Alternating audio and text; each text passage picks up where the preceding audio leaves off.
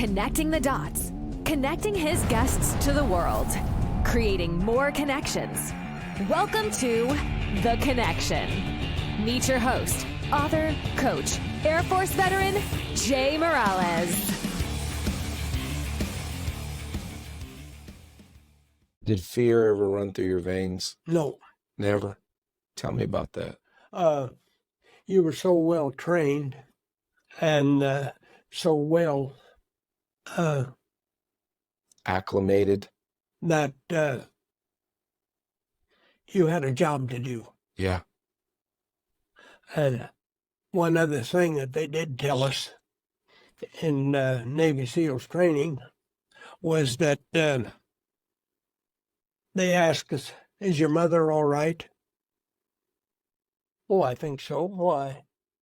You have a girlfriend, steady girlfriend back home?" Mm-hmm. "No." "Why?" "Well, I'll tell you why. We want your full divided attention, not worrying about your girlfriend going out with your buddy. Or your mom back. Or your mom being sick." Wow. He says, "We want your full attention all the time. You live by what we say." Yeah. That's discipline. That's discipline. And we were so well trained that they could almost tell us when to put our feet down. Yeah. Yeah. And so it took us, I think, 28 or 9 days to get to Hollandia, New Guinea. So you forged on to Hollandia, New Guinea while being attacked? No, we weren't attacked every day. Not every day. Okay. No, we had to get down into the war zone. Right. Like the marshals from the Carolina Islands and Okay. Yes. Atlanta. And into New Guinea, Hollandia, New Guinea. Okay. Hollandia, New Guinea was supposedly already had been through the war and was pretty much under control of the Americans and the Australians. Okay. But we worked out of there with supplies and ammunition. But they had a big ammunition dump there. And that one picture in that their magazine. Yeah, I'm referring to that too. Going to the soldiers leaving the boats. And yes. That was the way it was in the Carolinas and the Marshall Islands. Mm-hmm. The water was deep, but it wasn't deep enough. But what the hedgehogs and Yeah. And it would just take the bottom right out of a ship, you know. Oh yeah, they're jagged and they're strong, right? I mean, they're so sharp as a razor. Yeah, I can only imagine. I had cuts all over me. So when you traveled to New Guinea, what was your assignment there, or did you go further than that, or tell me where you're going? No, that was as far as we went. Okay. That was our the battleships were already in the straits of the Philippine Straits. Okay. Yeah. So you got to spend time in the Philippines. We talked about this a little bit before we to the Philippines. So you know I'm Filipino. And we talked about this, right? Like I want to hear the stories Because I think they're good, but tell me about just tell me what we were talking about before we get on camera. Well, after we left Hollandia, New Guinea, then it was our job to, the first time we went to sea as Navy SEALs, left the big ship at night. Mm-hmm. It was in the southern part of the Philippines. Okay. Zamboanga, you ever hear of that? Maybe yeah. you call it different names. Sure, but I'm going to write that down and I'm going to do some research on that. So you went to the southern part of the Philippines. Yeah.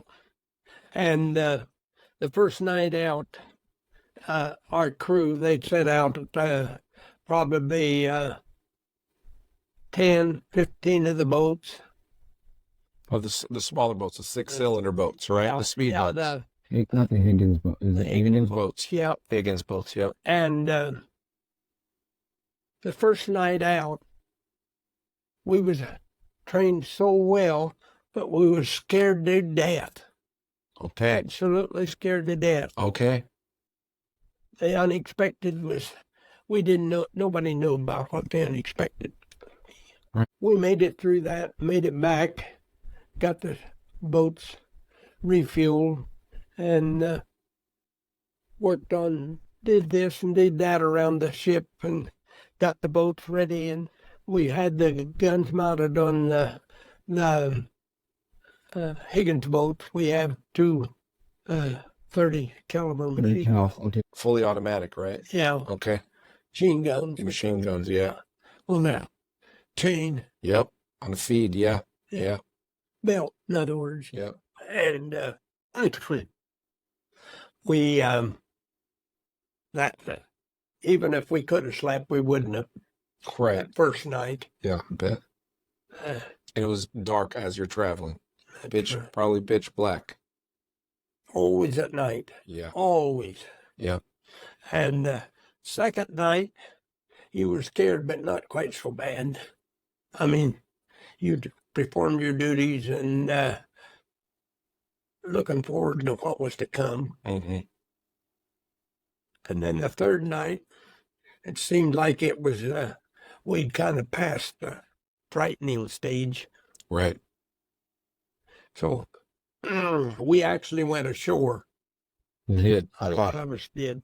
With the Higgins boats. Mhm. So, I mean, you just sandbarred it Yeah. right up to the beach, right? Yeah. Is that right? And dropped the whip. Yeah. And then the soldiers or Marines, plenty of them run out. And see, the Dolphin could carry about 3,500 Marines or Army Okay. on an invasion. Yeah. Now, these islands, see, down in the southern part of the Philippines, had already had, all of them had been not secured by a long ways, but they had already been invaded. Yeah. So I wasn't on any first invasions. Sure. None of us were. But we took supplies in Yeah. to the Army, whichever they have. And the other thing was we kept moving up north all the In time. the position, so everybody would keep moving up inch and Taking Everybody more. thinks the Philippines is one long island. It Right. isn't. Right. Thousands of islands. Yes, it is. All pieces and bits, right? Yeah. Yeah. So at this time, correct me, is it because the Philippines is still under semi-control of the Chinese or Japanese? The Japanese, I mean, the Japanese still had a stronghold on the Philippines All as you're inching in to, push them north. yes, yes, And So, we also had some of the islands off of the Philippines, in the Straits. yes. We had to take those. Yeah. And every island there. Inch by inch. See, they people did not know that they'd been doing this for 30-some years. Right. The Japanese had. Nobody paid any attention to it. Yeah. They didn't care. Yeah. And so every island out there was filtered by 10 to 30 to 40,000 Japanese. And you can imagine what they done to the habitants of the islands. Yeah. They pillaged them. They absolutely. You can't imagine anything bad enough happened to them. Oh, my heart still bleeds for the Filipinos. Yeah. I'm telling you, they really does. Yeah. And by the way, I don't drive a Japanese car. Okay. Okay. Never have and never will. Understood. Understood. My kids, lived in Japan for 4 years. yes, He was an oil engineer in Jakarta, in that area Yeah. for some J-Well services. I'm Yeah. sure you've heard of him.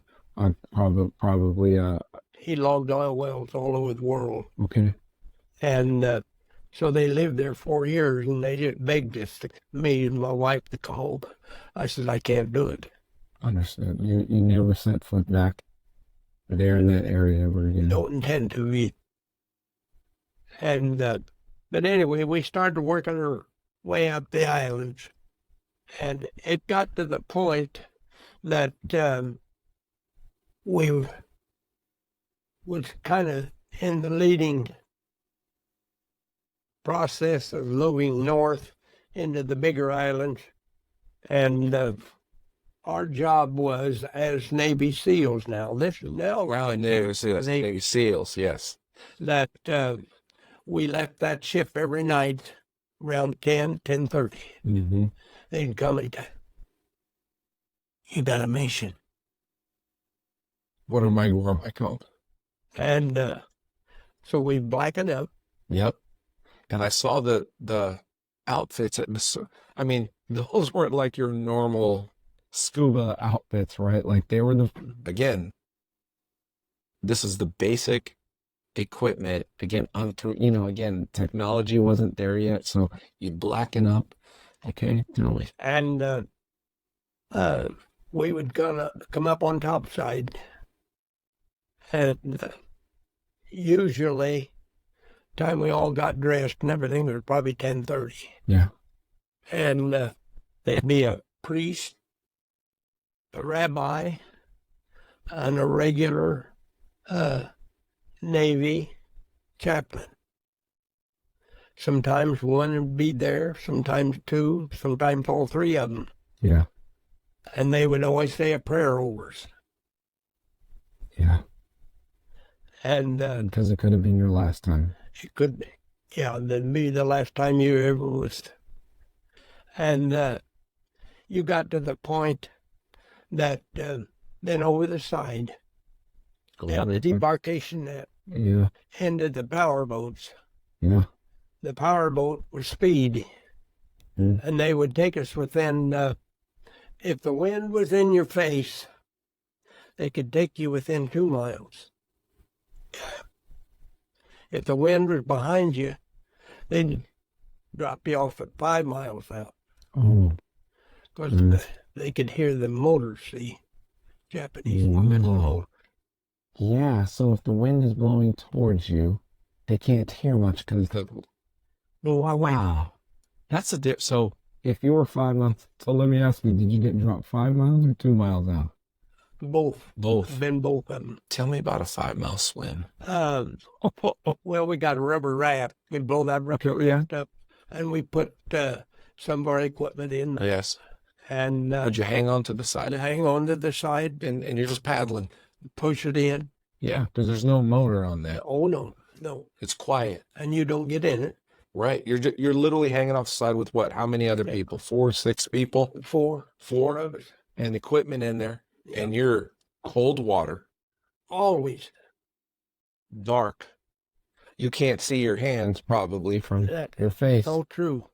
And you're hoping what you're swimming the stars. You can tell by, right exactly where you are. Ah. And the boat crews know exactly where we are. It comes time to pick us up. We hit this island. Okay.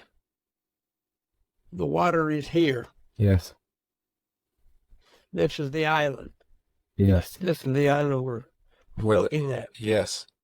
And there's a garrison of Japanese. You can see them. Yeah. You can hear them. Yeah. You see the sentry walk this way, talk to this sentry. On the beach. On the beach. And there's lots of them. And the back here will be the other one on the beach. Yeah. He will turn, go this way, the other one. Mm-hmm. This one will walk back over to this side. And they'll meet one another. They'll turn back. We count the steps. You imagine whether they're taking 30-inch steps. Probably they're short people. Right. So you figure out how long it's going to take this guy to get to that person.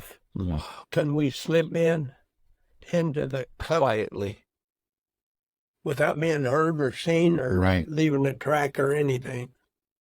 Can we do it? We lay there in the water till we can figure out exactly. No word was spoken. Everything was hand signals. And you're cold and freezing. You don't worry about that. Right, but I'm right.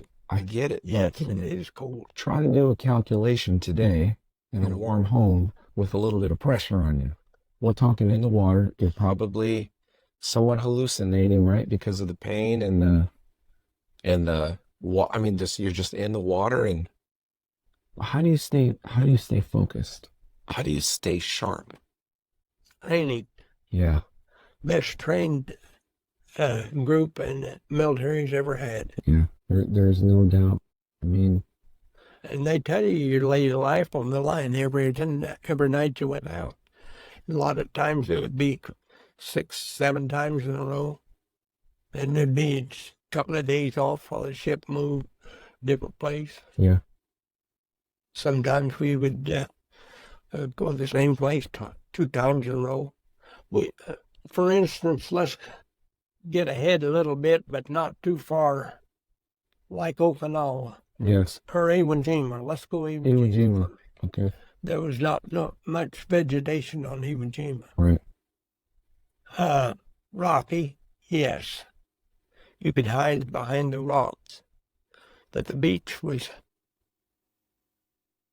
fairly shallow, and so you couldn't get too close to the rock. It'd be 100 yards at least before you could find cover.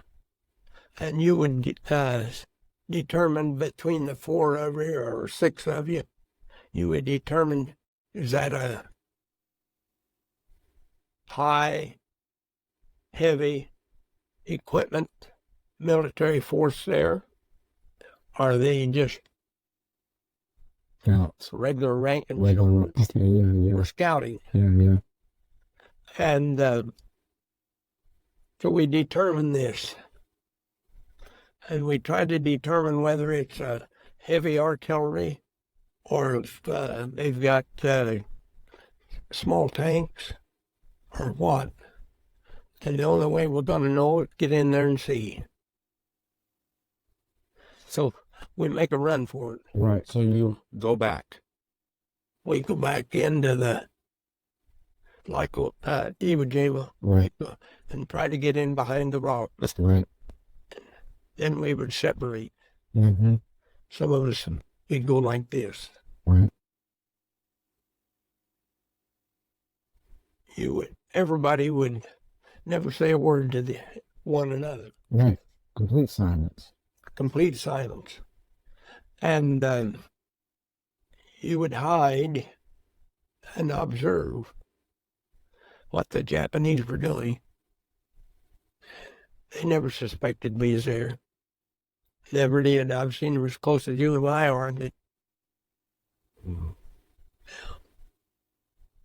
We carried a knife Yeah. strapped to our hip Yeah. Yep. and a carbine on your back. And of course, the carbine's worthless because Oh man. one shot. Then you gotta. Was it an M1? Yeah, It was an carbine. carbine. Okay. Yeah. So one shot. Then. Well, Yeah. ours were all waxed. Yeah. Ammunition was all waxed. Oh. Okay. But one shot and you're dead.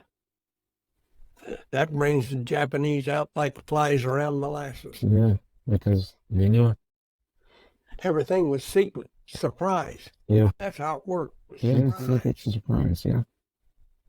And we worked that all the way up through the Philippines from the southern part clear up.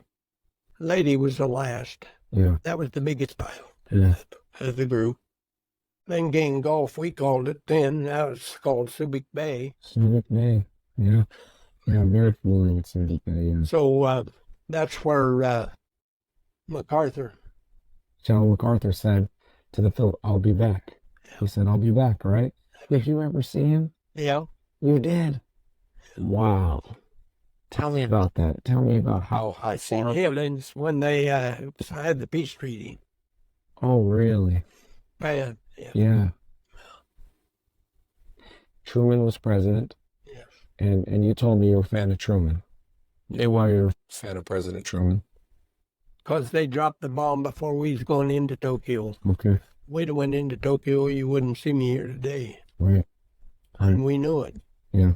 But you were trained to do this. You got so damn bitter at it and so crusted that after a main battle in the first wave, we only took the first wave in. Mm-hmm. After we'd scouted the islands, because we knew where to go, see. And after we'd take our first load of soldiers in on Marines and go back and get another load, 25 to 30, depend on the sea. Heavy sea could take 25. A smooth sea, well, you could take 30. And full combat gear, see.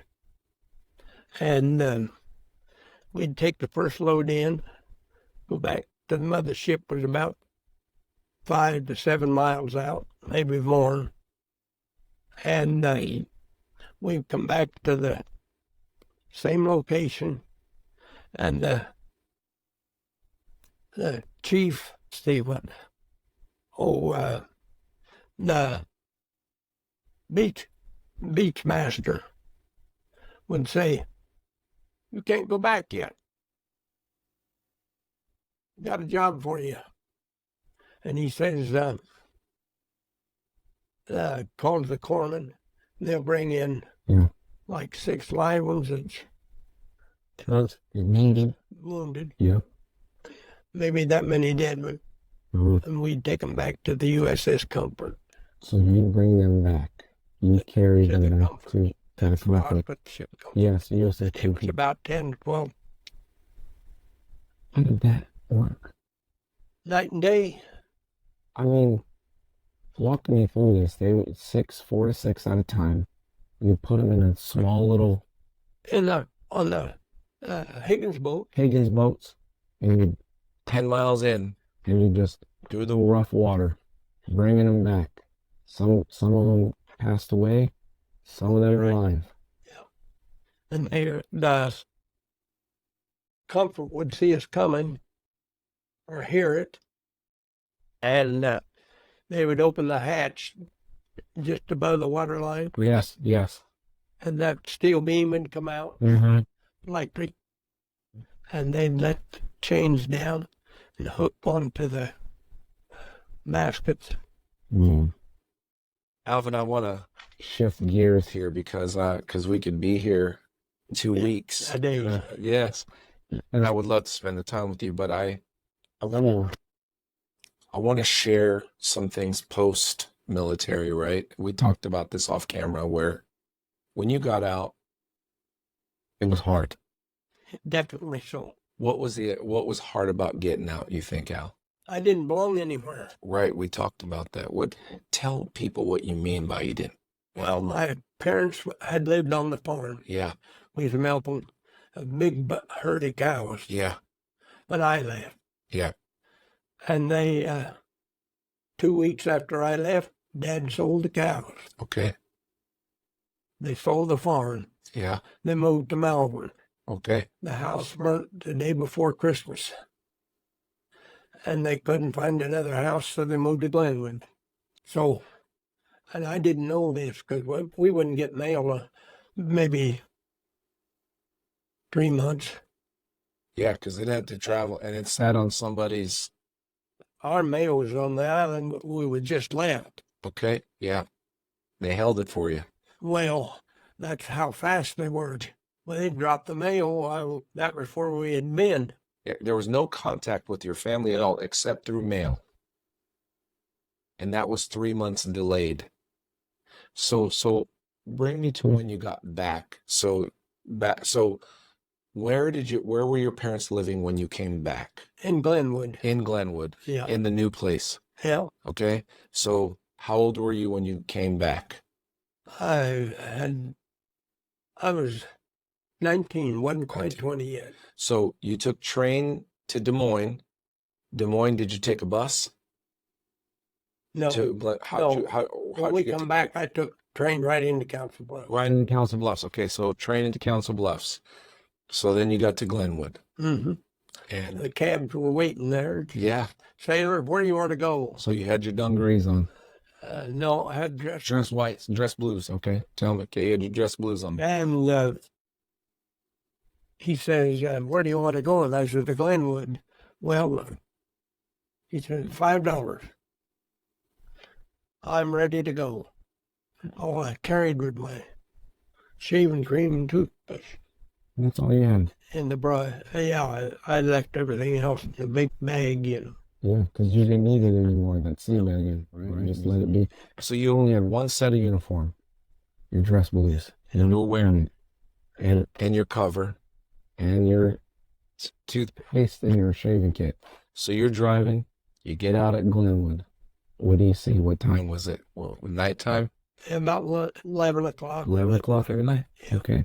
That was a $5 cab ride. That was expensive. Yeah. That was a lot of money. And when he got in Glenwood, he said, where do you want to go? And I said, I don't know.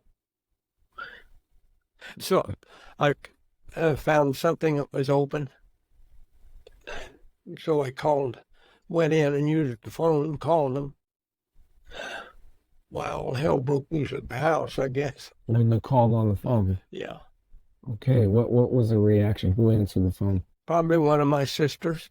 So they were all up and waiting when I got there. I was so strung up so high for 2 weeks I couldn't sit in a chair long enough to wrinkle my trousers. I understand, because you're stressed. You're still ready. You're still combat ready. I couldn't come down. I couldn't go up. But I just plain, I didn't belong anywhere. I went to the farm with my dad the next day or two. I enjoyed that, but I didn't belong. It was a little purpose. No. Well, it was a completely different farm, wasn't it? And so I didn't know what to do. And the big thing was I'd saved some money when I was in. Yes. I always sent a check to Sent the check home. sent home to my mother. Yeah. An amount, you know. Yeah. She got a little boost. Sure. So I had saved some money, and so about a couple of weeks after I was home, the Chevrolet dealer in Glenwood called me, and he says he knew I'd been to service. You know. And I suppose Dad had talked to him too. And he told me, he says, whenever I get a car that I think a young person will like, I'll call you. And so I'd kind of forgot about it. So I told, okay. So one day, I don't know whether it's 6 weeks or so later, Yeah. he called and told me, he said, I got in a sport coupe. Sport coupe, a Chevy Sports Coupe. Is that right? Chevrolet Sports Coupe. Yeah. What year? 46. 46. Okay. They looked like the 42s. Yeah, sure. Pretty much the same. But you went in there to 46 Sport Coupe. Did you go to the dealership? I went and looked at it. Yeah. Okay. Yeah. And he says, you can have it. And I said, well, I'll take it, I think. It was $800. $800. Did you? I mean, You obviously you had the $800. he said, here you go. No, wasn't that easy? Okay, wasn't that easy? Okay. He told me I didn't need to pay for it yet. You can just make. So I went to the bank, Yeah. and I had more than $800. Sure. I told the banker what I was going to buy a car.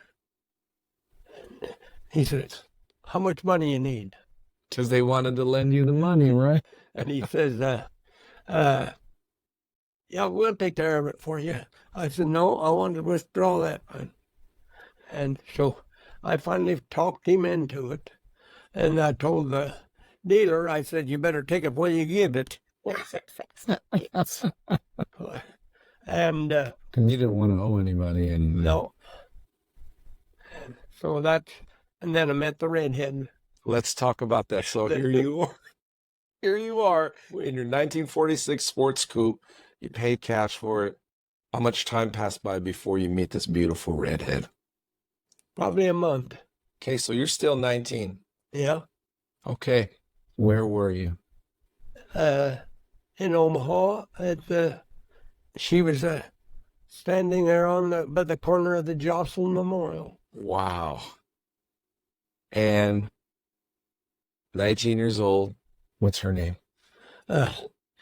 Well, her given name was one thing, and everybody called her Rustic because she had rare hair. Rustic. Okay. That's a picture of her. oh, wow. Just as pretty as she looked to one stick. And the other part of it was she just as nice as she looked. Yeah. Tell me back to that first day. This is the part that is going to interest Wellkeep. You seen her? I seen her Say. finally talked her into taking her home that night. Yeah. Yeah. There'd only been 2 or 3 blocks. Yeah. Yeah. And so I asked her for a date then Yeah. on Sunday. Mhm. That was Saturday night. Yeah. And so she finally consented to go with me, Yeah. clap with me, Yeah. just her and I alone. It was that training you had. That training. Well, maybe I was a pretty fast talker. I Could don't be. know. Could be. Or you're just smart. Just Sailors had a way with them, you know. Oh, I'm sure. Did she know you were in the military at the time? No. You just had that sailor mentality. Yeah. So Rusty and you go on your first date. Yeah. Where was that at? In Omaha to a movie. Okay. Yeah. Yeah, to a movie. What, do you remember the movie? No, I don't. No, No. you don't. That's okay. But you do remember the date. Yeah. Okay. So after the movie? Well, and then when I took her home, I asked her for another date, Yes. and I believe it was on a Wednesday. I'm not sure. Sure. And I had been working out on the farm a little bit, and so I was making gas money, maybe. Yeah. Yeah. Just enough to get you around, right? And so I started dating her at least once a week, twice a week. Yeah. And the more I get seen of her, well, the more I wanted to be with her. Yeah. And we started doing different things like going to dances. And Right. You told me about went that. to a lot of the big dances. They used to have a lot of good ones in all the main bands. Yeah. Yeah. And, Like ballroom dancing, yeah. all that. Yeah. Yeah. And it was You were quite the dancer, right? That's what you were telling me. at one time. Yes, absolutely. Sorry that the time ran out, but you know, her and I went to a dance one night, and I done dropped her. But That was the end of our Yeah. dancing. yeah, She wouldn't go. no more. She almost stumbled and fell. Oh, I kept okay. her from going down. Yeah. She was like, that's it. That's it. Mm. And sometimes we go listen to music afterwards, but Yeah. we had 75 years. 75 years. I'll be 97 in May. 98 in May. Okay. Let me make sure I get that. When's your birthday, Al? May the 23rd. May 23rd. Okay.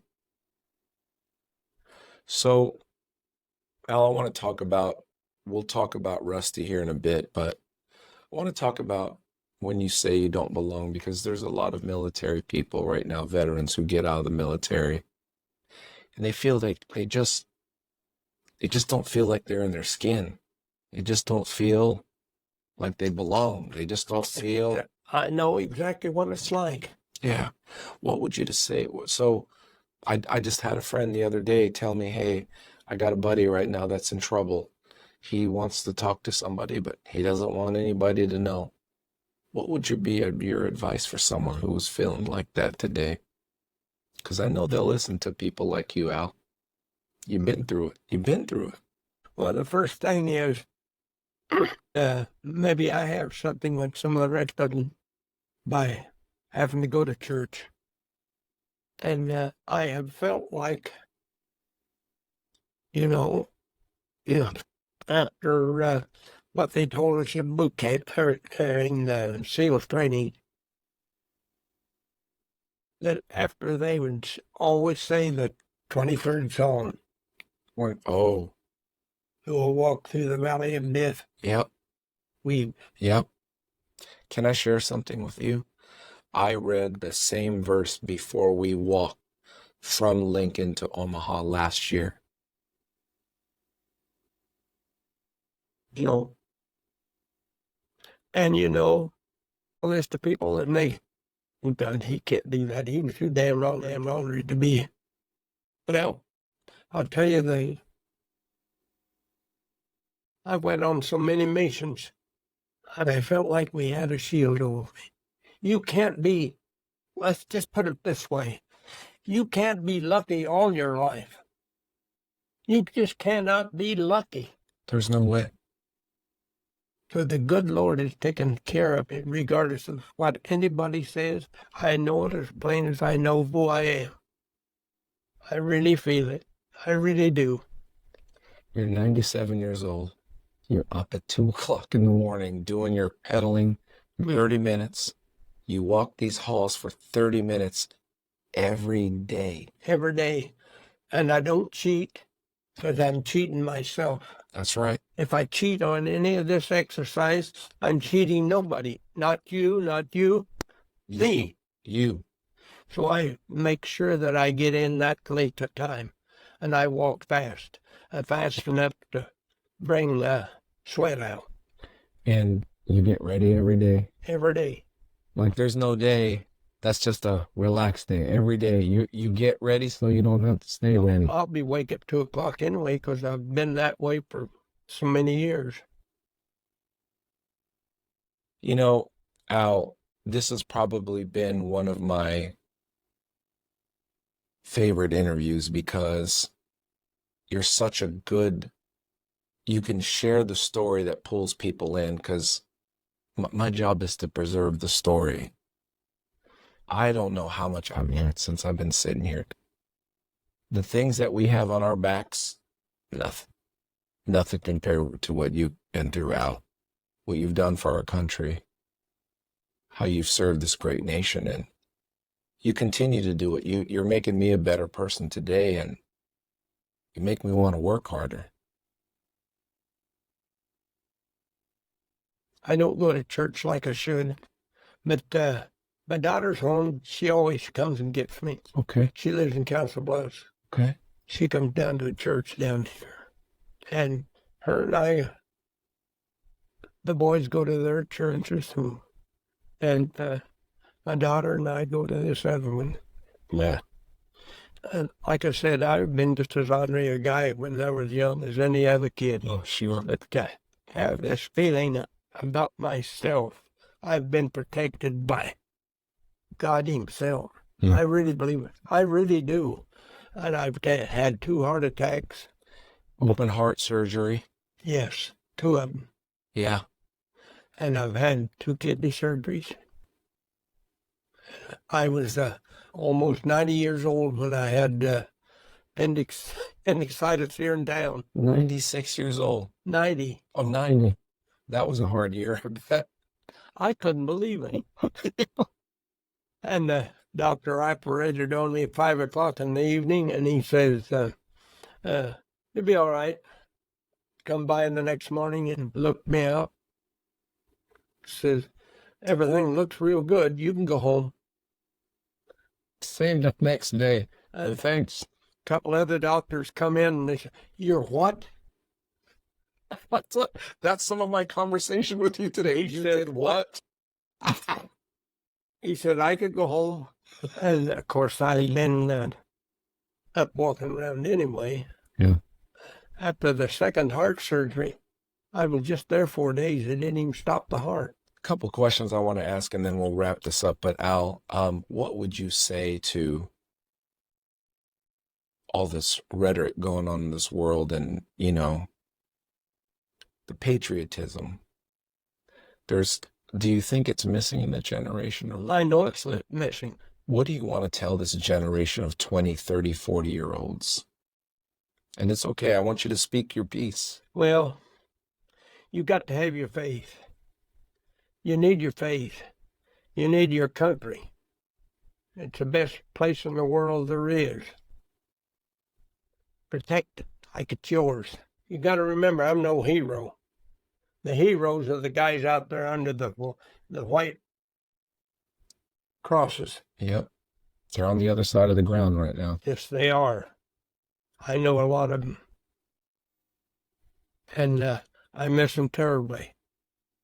Because I think that over the years... Well, here's another about Rudy. Oh, your competitor. And here you Well, go. him and I were like blood brothers. Yes, yeah, yeah. And we were in Norfolk, Virginia, my wife and I. My grandson was in school out there because his parents lived there, Little Creek. And so we went out to see him graduate. So when we got ready to leave, we thought we'd just drive down through Gulfport, Mississippi and see my old buddies. Yeah. Well, we got close to town, and I called him, and his wife answered. She was kind of interested, and she says, by the way, she says, who is it? I says, Al Hayes. She started crying. And she said, Rudy died 3 months ago. The last thing he said to me, the last breath he took, be sure and tell Al Hayes I'm dying. I felt like less than 2 cents. It just took my breath away. And I told her, I'm sorry, I'll get in contact with you later. And, no, I haven't got over that. But here was another thing that I assumed. As many people as I've seen carried deadmans and did this and did that, I got so damn crusted to it that I thought I could take anything till that lady died. That was in 2021. I'm telling you. And then his dad died 3 weeks later. Grandpa. What how old are you? Yeah, it was. Yep. Grandpa. My grandpa Bill Hayes, yeah. Bill Hayes. January 11th. She died in December, see? 97 years on this earth, you can still say life is short. Is that right? And it really is. And, you know, there's one thing that people've got to learn. You can't be on the take. You've got to be on the give. Yes. Yes. I agree with that 100%. There's too many takers today. And there's some people that just Can't get it up. can't get enough of it either. And I don't regret 1 minute of my life. My time in the military made more out of me than if I'd have went to college for years and years and years. I learned more. Yeah, you sure did. I have no college behind me. It's all the military, and it served me very well. And I have no regrets at all. I kind of live by the standard. I love this world. We've got the best, except this is not the case. We are proud Americans. But I've got several things. Here's one of them. Home of the free because of the brave. That's right. You put that uniform on. You serve this nation so that other people today don't have to. And I had this happen to me several different times. I go to the Veterans Day down here and Memorial Day and things. Yeah. And by the way, I belong to the Court of Honor here in town. Oh, you do? Yeah. And these high school boys will come up and talk to me afterwards, because they introduced me a lot of times that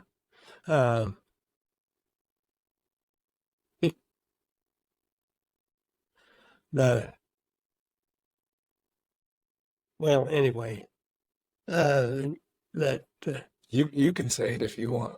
You can. It doesn't matter. Listen, this is good. these young kids will come up and they'll say, I wouldn't mind being the Navy SEALs. And he says, what does it take? I said, you don't stand a chance. Well, what do you mean? I'm just good as anybody. I said, the first place is you got the wrong attitude. That's right. It starts here. The second place is you got to take care of yourself. I was 100% perfect and health-wise when I went. You don't find that everywhere. No. They told us to start with, and I don't want 100% out of you. I want 125, and we're going to get it, or you're not going to be here. Oof.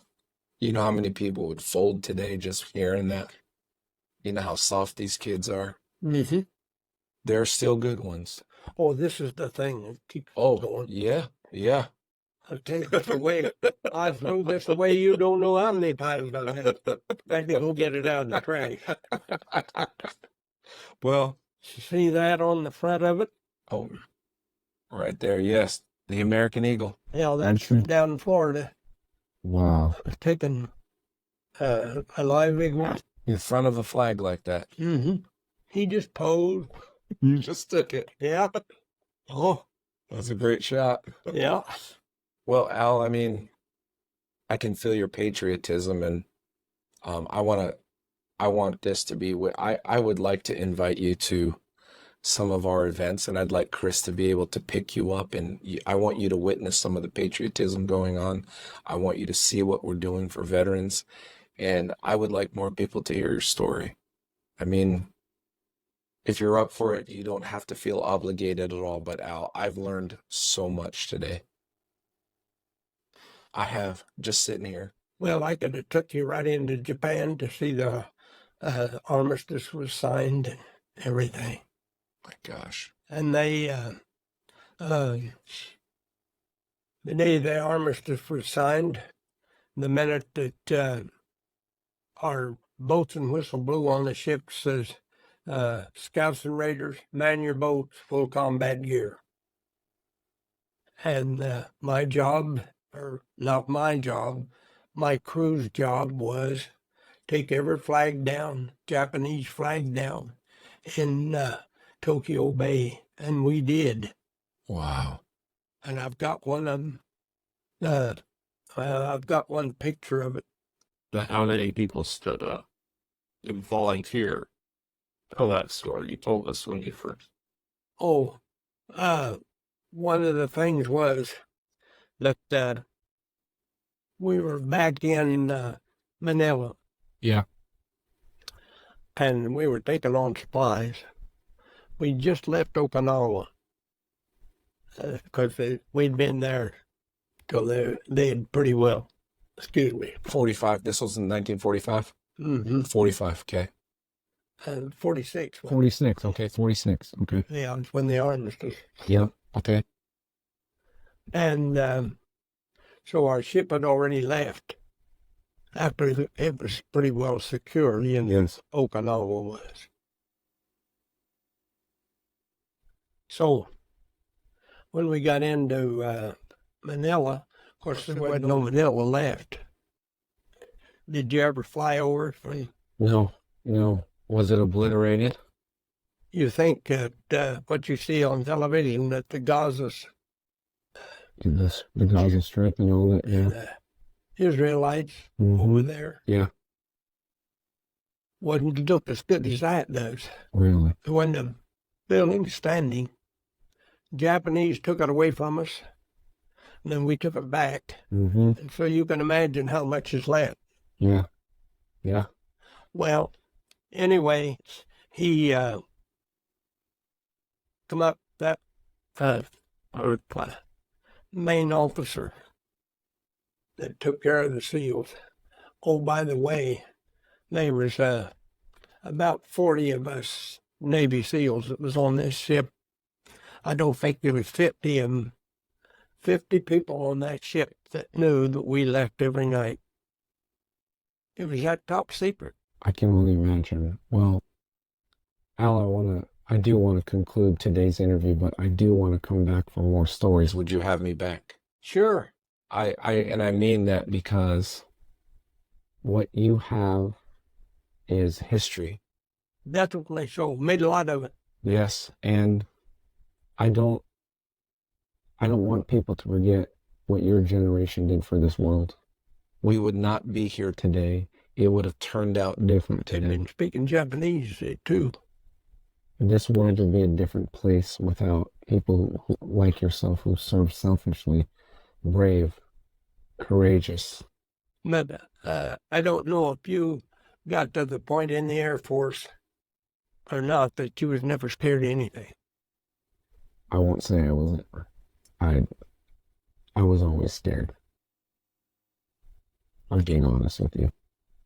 Scared of the unknown, scared to lose my life, scared what would happen. That was in my veins.